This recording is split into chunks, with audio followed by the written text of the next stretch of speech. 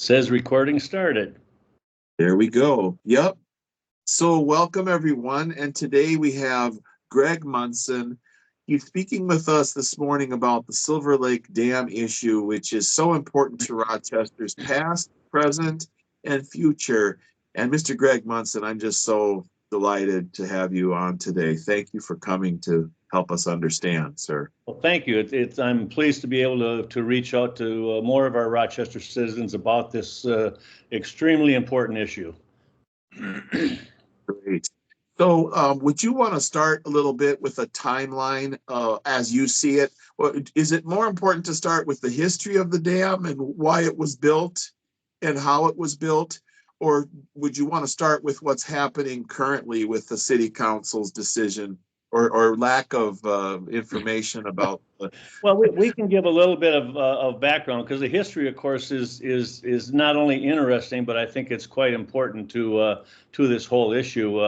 And it actually 5 years ago or so, when this project idea came up, I did spend quite a bit of time out at the History Center, which was really fun. It was really interesting digging. I got some great help from some of the staff as well as volunteers out there. But the dam at Silver Lake actually has a really interesting history, because we're pretty sure, at least everybody I've connected with, that the original idea came from W.W. Mayo. And this was short, this was, well, let's see, this would be not too long after the tornado that ripped through Rochester, and things became exciting for Mayo and for the Sisters of St. Francis. Anyway, Mayo had proposed that Rochester should have a recreational lake. And, because we're kind of void of big water features around here. We didn't have any of the big gravel pits we currently have. And so Mayo had proposed that the city would build a dam somewhere pretty close to where Rossi's Auto Body is, down by the old A&W root beer stand, to dam up Bear Creek. And he thought that would be an excellent idea. There was pretty good flow in Bear Creek. Some of it was spring fed, so it had some pretty good populations of fish behind it. And but I think one of the key things for Mayo, at least as I get from history, is that he thought it was a good idea because he owned much of the land south of there. And once they dammed up the Bear Creek, he would have some nice lakeshore property to do what he might want to do with it. Shortly, and so Mayo went to was proposing this to the city, as I understand, and then I think the city reached out to get an engineer from St. Paul or Minneapolis to come down and analyze all the water systems within Rochester to give their input. And there was a council meeting in which the city says this engineer thinks we should put the dam further downstream on the Zumbro River. And according to the article, which I found, Mayo was livid at that meeting and very, very, very upset. And I'm speculating, because I didn't read anything about this, but I'm speculating that maybe the city fathers decided, well, let's just kind of let this sit for a while, because we don't want to upset W.W. Mayo. And so they did, and not shortly, a few years after that, he passed away, and then all of a sudden they brought it back to the table, and it was decided to do the dam down there, which took actually decades to really get through all the planning stages and whatever they had to before they actually started construction in the 30s. So it does have a really interesting history. And then the construction of that dam in the 30s was, I believe, a Work Projects Administration program by Eleanor Roosevelt or her husband, Franklin Delano Roosevelt, but whoever was in charge at that time. But it reflects the character of that architecture from the 30s and a lot of the Works Project Administration Yes. character, which makes it a special historical feature, all of the bridges as well.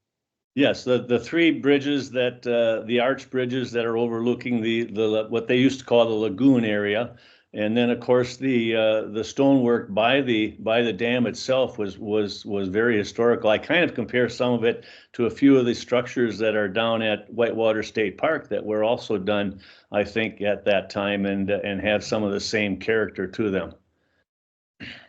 So then the project, the Silver Lake Park, has this historical flavor and this historical presence, and it's this beauteous place that they created so you could have a recreation area in the heart of Rochester, much as New York City has Central Park for their enjoyment. You can have concerts and whatnot in Silver Lake Park.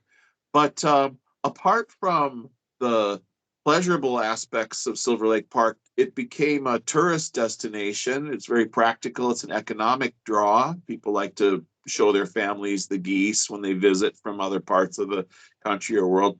But then it became a practical sort of situation after the flood, right? So it's more of a safety issue becomes Well, involved. yeah, Uh, and really the Rochester's gone through numerous floods over the years. When I was very, very young, I lived over in southeast Rochester, right near Bear Creek, and our house was flooded at that time. I was too young to understand it, but my parents later told me the stories. That was in 1951.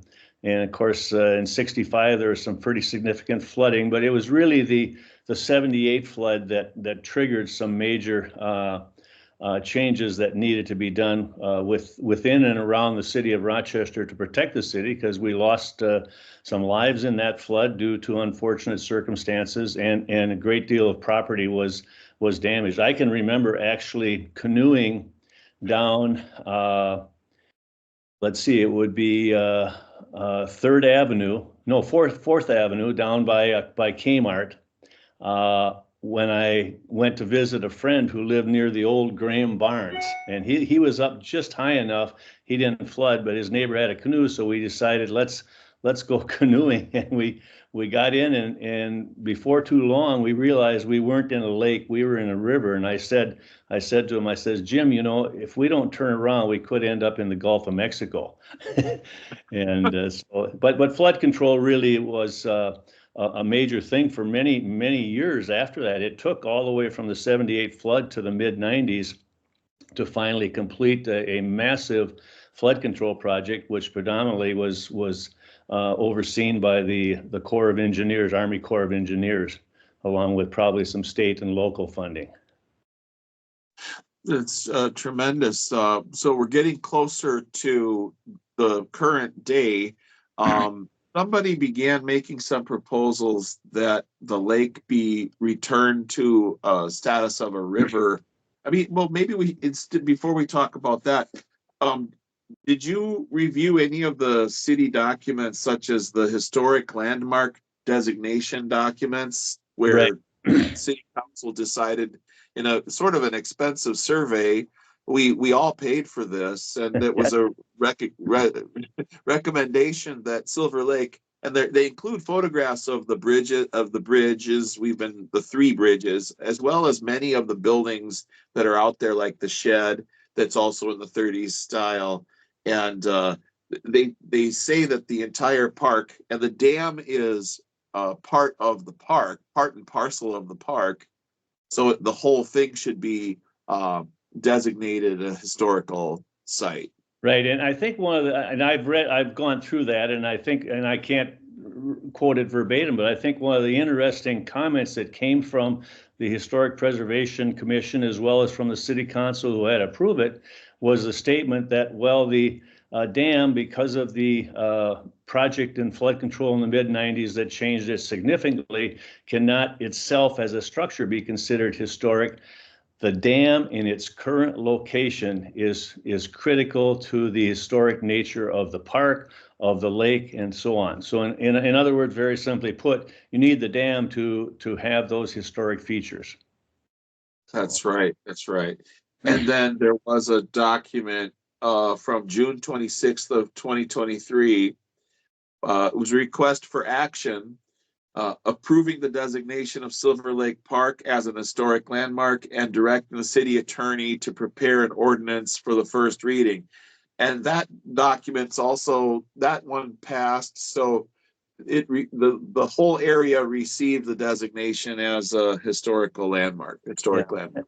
And I think that will come up as the city keeps trying to move forward. But one of the realities is that this Historic Preservation Commission is actually a city entity, and the city council has ultimate authority over city entities. So if the city council decides that that instead of keeping the dam to retain the historic nature of the park and the lake, maybe just putting a sign up saying there used to be a dam here that created a bigger lake and so on. and so I'm not hanging our hats too much on the historic preservation, even though I think it is critical, and the city's going to have to review it, and the Preservation Commission will have to review the changes, but the city still will have ultimate say, as from what I understand, regarding that. So It said that the historic preservation designation may be a kind of a pause that you can place on progress.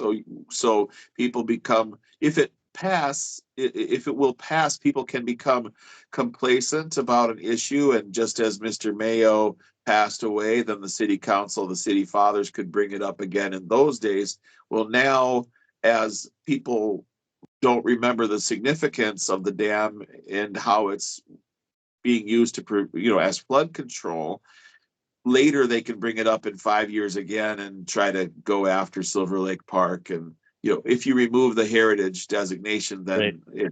you can have developments and so forth.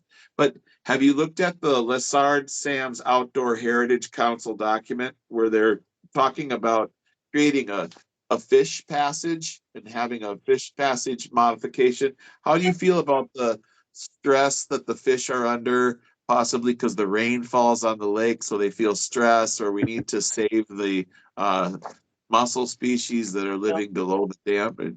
Yeah, and as a environmental educator for most of my life, I have interest in things related to the environment, to ecology, to and so on.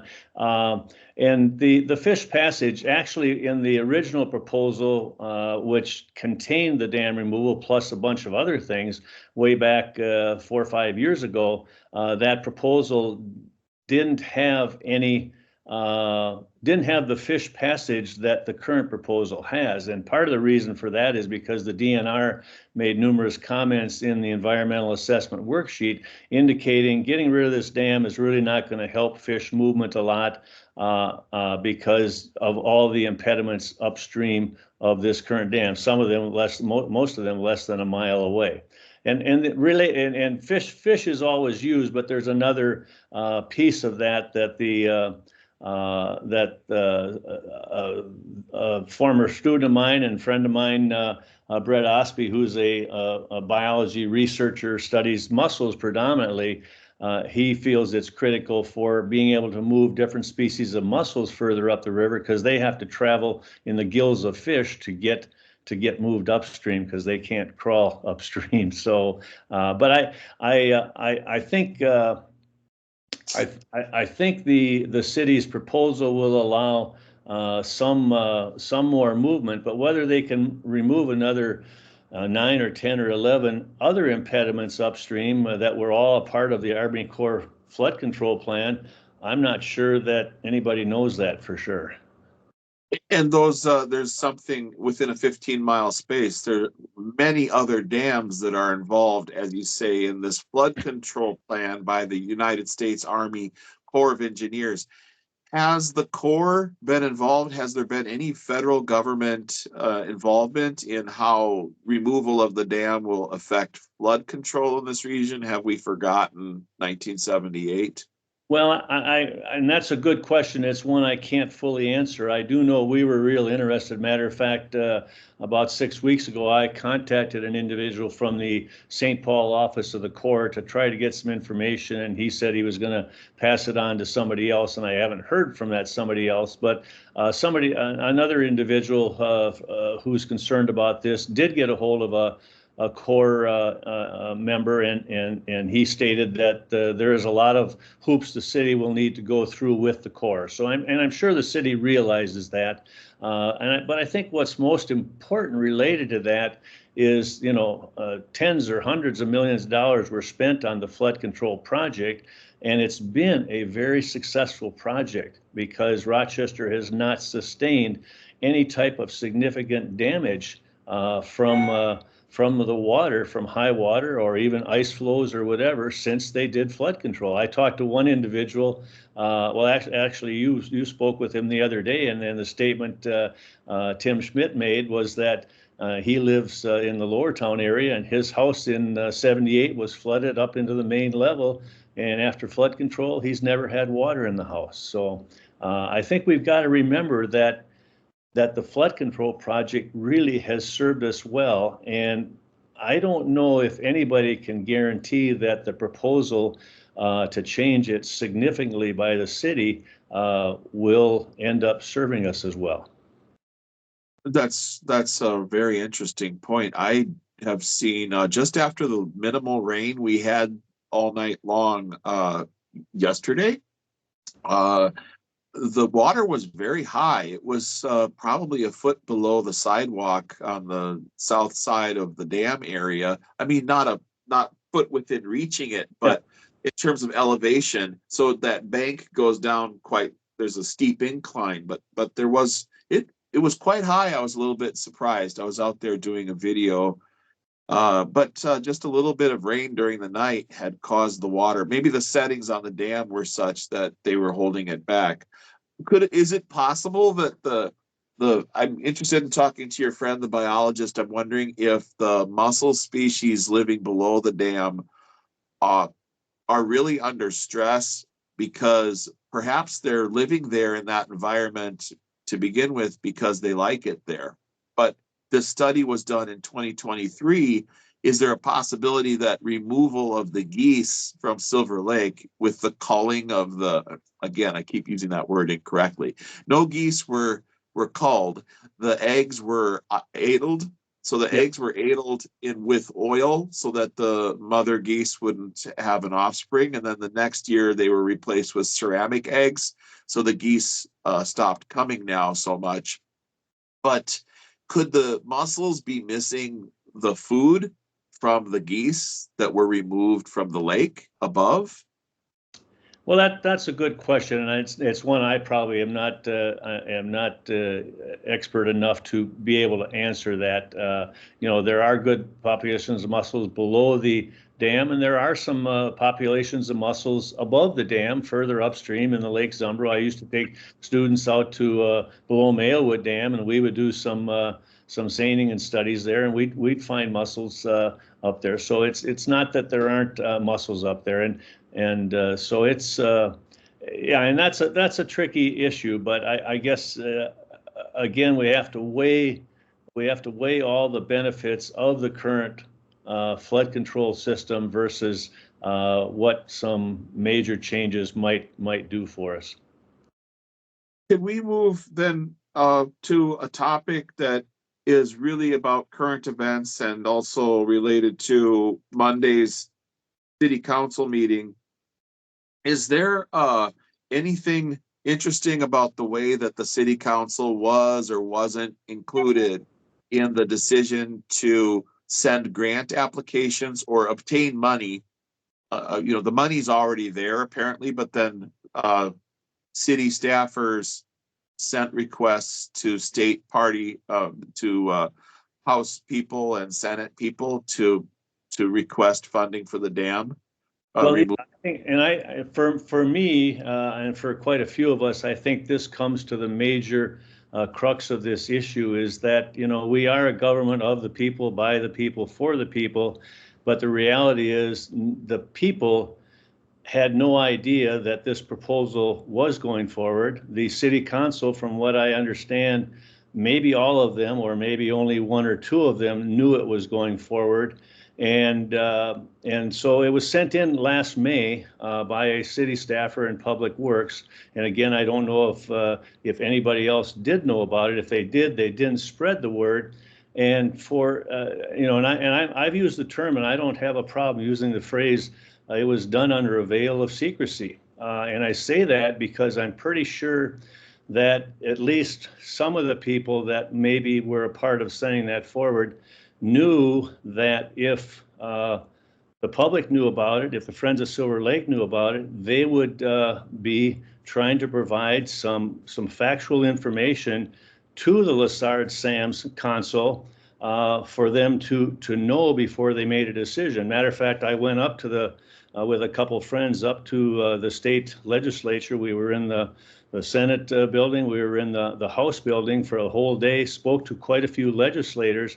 One of them even came out of a hearing room to talk with us because they knew we had some concerns about the issue. And that individual that happened to be on the Lessard-Sams Commission, and he stated to me at that time, and of course it had all passed by that time, that was only a few weeks ago, he stated anytime we see a proposal coming from a municipality for funding, if there's a controversy about it, he said, we kind of walk away, actually run away from it as fast as we can.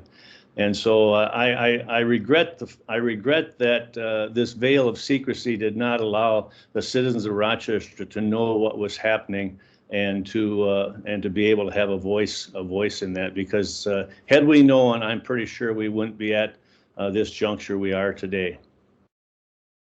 That's really the crux of the issue. And Monday there's a city council meeting coming up, and I mentioned this letter on the microphone as well. This is the letter dated March 20th, 2024, from Mayor Kim Norton, Council President Brooke Carlson, and the City Administrator Allison Zelms. And they're sending it to representatives of the Minnesota State House Environment and Natural Resources Finance and Policy Committee. And dear Chair Pawaja and Chair Lilly, we are writing to share strong support for the city project under consideration via the Lessard-Sams Outdoor Heritage Council. That's the document we showed earlier here. Recommendations that are included with the legacy bill, House File 4124 and Senate File 5116, Silver Lake Dam Fish Passage Modification, funded at $2.368 million. I believe those are old House file numbers and Senate file numbers. I was digging in my phone to find the current ones, but because the new Senate file is written, co-authored by Senator Liz Bolden with Senator Carla Nelson signing on, and then in the House, it's Representative Kim Hicks, Representative Liebling, and Representative Andy Smith. But their letter talks about making all of these dam modification. The three signees to this letter state support for that. I have asked other city council members about this, and so far, I mean, people don't seem to understand that this was happening. Is this possible? I'm a little bit. Are you here? I'd seen that letter when it came out, and to be honest with you, my take on that was that at that point that letter was sent, I think was the point in which those three people realized that there was some concern out in the city about how this process was moving forward, and so they felt sending that letter to these state leaders would help to alleviate that concern, which it of course hasn't for a lot of us. So, but the reality is that the Lessard-Sams did approve it, and they have the money to send forward with it, but it still has to be approved by both a committee in the House and a committee in the Senate, and then it has to be approved by the whole legislative package somewhere in mid to late May is my understanding. So. So I think, we've talked about the historical part of it, which I think is critical. And we've talked about the process by which things went through. I guess one of the things that's in the middle of those two in terms of my hierarchy of concerns is the information that was sent forward with the dam request that was which misrepresented facts. And we've tried to point out, even way back in the 4 or 5 years ago when it went through, that this information is not true. One of the pieces they say is that the dam is old, built in 1937. That's pretty far from the truth because, well, the original dam was built in 1937, and it really was two different dams. It was the larger Leaf or a larger dam, which the water flowed over in 1937. And then on the south side was the smaller section that had the three large gates that you could lift up. They're called Tainer gates. And that was the way the dam stayed until, and there was some control with those Tainer gates. But then in the 90s, when flood control came, they said in order to have really good control of the water, we need to take that static dam, that large 160, 70 foot wide section, and turn it into a functional dam. So they completely rebuilt that whole part. And they put those two giant concrete towers with big motors inside and great big arms to hydraulically lower that dam. So it was a significant change. And then they actually they did a lot of work on the Tainer gates just a few years ago. So the dam is relatively new, and I'm sure the dam, if experts could weigh in, would say that dam has decades and decades of lifespan left. So it's not an old dam. They said the dam is unsafe.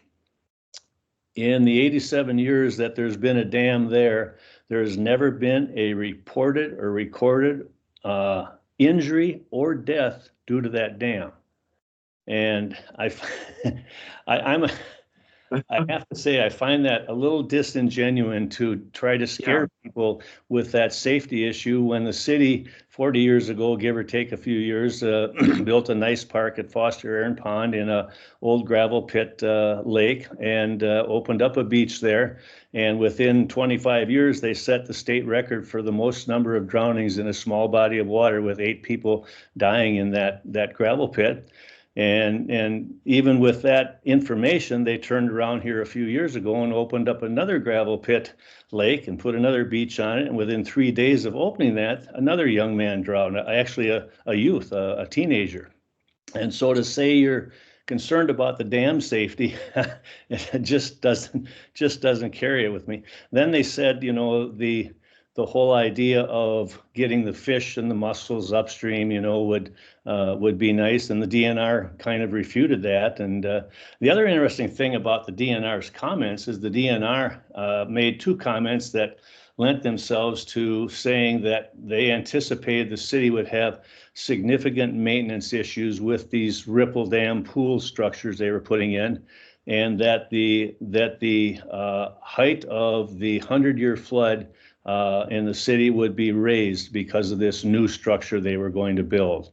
And probably the last one that bothered me the most, we were able to convince the mayor to convene a meeting in 2022. It was on April 6th to give people some information about the dam. And in their grant request, they said they'd done numerous outreach to the public, including a meeting of more than 100 people on that particular date. But they didn't bother to say that at that meeting, the overwhelming majority of people did not favor dam removal. So they were touting that. Yes, you've got it. They said that in the letter. You're absolutely right. They actually said they had this great community turnout and over 100 people involved, but the people were against what they're proposing. So that's another falsehood in the last paragraph. So the 3 main things that I would like to have people to realize is, number one, the process by which this went forward was not the way government should run. Number 2, the information that they used for reasons to remove the dam lacked real substantial facts. And number 3, the historic status of the whole lake and the park, et cetera, is extremely important and has been said so by the Heritage Preservation as well as the City Council. And so we've gotten to the point now where we're almost coming up on 30 minutes, like we said. Yes, and I'm going to summarize and just say that we're at the point now. Legislators have pretty much told us this is out of our hands for the most part if we don't hear from the city. And the way that I hope that they might hear from the city is that the city might see at the rally we're holding on Monday night that there is strong interest in the people to have more information put out there, and for the public to be able to have some input into this before it moves rapidly forward. So we're encouraging anybody who feels that Silver Lake is really an important resource for the city, not only from a recreational and from a visitor standpoint, but also from a flood control standpoint, to show up at that meeting at the Government Center at 5 o'clock on Monday afternoon. We hope to be able to give more information to people at that time. We hope some people will even go in and make comments to the council in the open comment period and maybe sit in on that with some of the visitors at that time. That was a excellent recap. And for my part, may I add one more thing? The House file that the letter makes reference to, the current House file introduced by the current legislature, is House File 3462. And this one refers to House File 4124. And the Senate file, the new Senate file that's talking about dam removal, is Senate File 3419, whereas this one makes reference to Senate File 5116. So it's the office of the government of Minnesota actually has that data. We'll put more data in the comments below the video. And everybody turn out on Monday, 5 p.m. at the Olmsted County Government Center. The city council meeting starts at 6 o'clock. You can sign up to speak from 5:30 to 6 about preserving the Silver Lake Dam and keeping us all safe in this area. And sir, I live just one long block from the dam. And this house, this property I live in, also sustained damage in the flood of '78. It has a new basement because of the flood. Yes. Okay. Well, I appreciate your time today. Appreciate you too, Greg Munson. Thank you very much for coming along today. Thank you so much. Bye now. Bye.